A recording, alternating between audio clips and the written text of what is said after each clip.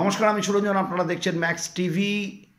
আজ তিনটে প্রতিবেদন আমি আপনাদের সামনে রাখবো, কারণ আমার একটি বিশেষ কাজ, 3 দিনের একটি বিশেষ কাজে আমি ব্যস্ত ছিলাম, যার জন্য আপনাদের কাছে প্রতিবেদন পৌঁছয়নি।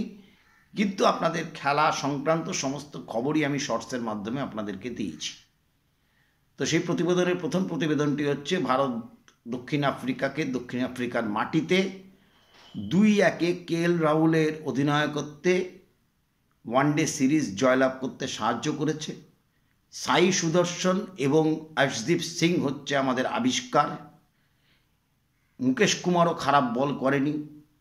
রিঙ্কু সিং ওয়ানডেতেও নিজেকে যে মানিয়ে নেবে আগামী দিনে, এ ব্যাপারে কোনো সন্দেহ নেই।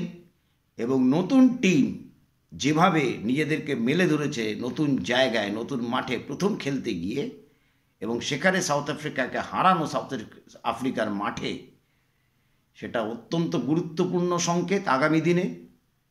কেএল রাহুল খুবই ভালো অধিনায়কত্ব করেছেন, যদিও এখনও আমি মনে করি যে কেএল রাহুলকে তার সঠিক ভূমিকায় রাখা উচিত। যে ভূমিকায় উনি অভ্যস্ত, সেই ভূমিকায় যদি তাকে রাখা যায়, তার থেকে আমরা ব্যাটিং অনেক বেশি ভালোভাবে পেতে পারি। এবং কিপিংয়ে তিনি বিশেষভাবে ধ্যান দিয়েছেন, সুতরাং কিপিংও তিনি চেষ্টা করছেন এবং কিপিং খারাপ করছেন না, হয়তো আরও ক্ষুরোধার কিপিং করবেন, সেটা কিন্তু ভারতের একটা প্রাপ্তিই হবে। তো সব মিলিয়ে অসাধারণ performance. Player of the tournament হয়েছেন অর্শদীপ সিং, 10টি উইকেট নিয়েছেন 3টি ম্যাচে। সাউথ আফ্রিকার মাঠে আমরা 2-1 ওয়ানডে সিরিজ হারিয়েছি, এবং টি20 সিরিজও আমাদেরকে সাউথ আফ্রিকা হারাতে পারেনি, আমরা 1-1 ড্র করেছি। সুতরাং সব মিলিয়ে অসাধারণ সাফল্য। সাই সুদর্শনের মতো একজন ক্লাসিক্যাল लेफ्ट हैंडेड ব্যাটসম্যানকে আমরা পেয়েছি, जिसको बहुत एकदम बिल्कुल वो 50 ओवर के लिए, टेस्ट के लिए, वो आगे के लिए तैयार होंगे। साई सुदर्शन बिल्कुल क्लासिकल बैट्समैन है और बहुत अच्छा पारी उन्होंने खेला, बहुत अच्छा इनिंग उन्होंने खेला, ऑर्थोडॉक्स शॉट से खेला और स्ट्राइक रेट भी बहुत अच्छा रखा।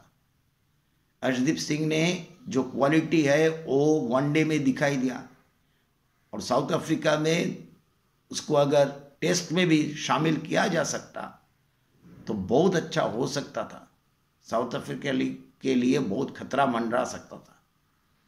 तो खैर आगे भी अर्शदीप को हम लोग देखेंगे टेस्ट में खेलते हुए। टी20 उसका फॉर्मेट है कि नहीं है उसके अलग, लेकिन सब मिलाकर के जो है बहुत ही अच्छा। ये जो विनिंग है, जो 1 डिफीट हम लोग को, 2 डिफीट हम लोग को मिला, लेकिन सीरीज हम लोग नहीं हारे, नहीं टी20 सीरीज हारे, नहीं हम लोग वनडे सीरीज हारे। वनडे सीरीज बल्कि हम लोग जीते हैं, और कन्विंसिंग तरीके से जीते हैं। हम लोग हारे भी थे कन्विंसिंग तरीके से। एक मैच हो सकता है, नया खिलाड़ी है, नया टीम है, यंग लड़का है, एक्सपीरियंस भी नहीं है। साउथ अफ्रीका में पहली बार खेलने के लिए गए, अगर सीरीज हार भी जाते तो उसमें कुछ दुख नहीं होता। फ्यूचर के लिए देखना चाहिए, फ्यूचर के लिए टीम को बिल्ड अप करना चाहिए, तो खेलने से एक्सपीरियंस आता है। लेकिन हम लोग सीरीज नहीं हारे, कन्विंसिंग वे में जीते हैं। टी20 सीरीज भी हम लोग 1-1 किए, और वनडे सीरीज तो हम लोग 2-1 से जीत गए। तो बहुत बढ़िया बूस्टिंग है टेस्ट सीरीज के लिए। जो अगला वीडियो होगा आप लोगों का सामने में, उसमें टेस्ट सीरीज में क्या क्या चल रहा है, क्या क्या हो रहा है, तो उसके बारे में बताऊंगा, और क्या प्लेइंग 11 हो सकता है मेरे मुताबिक और टीम के मुताबिक, वो भी मैं आप लोग के साथ में डिस्कस करूंगा, उसको रखूंगा। तो আপনাদেরকে পরের ভিডিওতে অবশ্যই জানাবো। তো সব মিলিয়ে অসাধারণ ওয়ানডেতে পারফরমেন্স। ভারত কনভিন্সিংলি 2-1 জিতেছে সাউথ আফ্রিকার মাঠে। সাউথ আফ্রিকাকে আমরা হারিয়েছি, টি20তেও আমরা হারিনি, 1-1 ড্র রেখেছি। তো নতুন ছেলেদের নতুন উদ্যমে ভারতীয় দল তৈরি হচ্ছে। আগামী দিনে খেলার মাধ্যমে অভিজ্ঞতা আসবে। রিঙ্কু সিং, সাই সুদর্শন, অর্শদীপ সিং এবং আবেশ খানকেও বাদ দেওয়া যাবে না। তবে এক্সপিরিয়েন্স যত খেলবে তত অভিজ্ঞতা বাড়বে। এবং স্পিনারের ক্ষেত্রে আমরা ইউজি চেহলকে খেলাইনি, ওয়াশিংটন সুন্দর খেলেছেন, এবং ওয়াশিংটন সুন্দর কিন্তু চোট থেকে ফিরে আসার পরে যথেষ্ট গুরুত্বপূর্ণ ভূমিকা গ্রহণ করেছেন।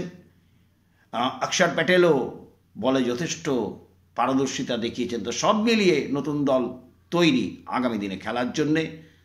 তো আপনাদের এই প্রতিবেদনটি যদি ভালো লেগে থাকে আপনারা শেয়ার করবেন, লাইক করবেন, কমেন্টস করবেন এবং চ্যানেলটি সাবস্ক্রাইব করা না থাকলে অতি অবশ্য সাবস্ক্রাইব করবেন। অনেক অনেক ধন্যবাদ।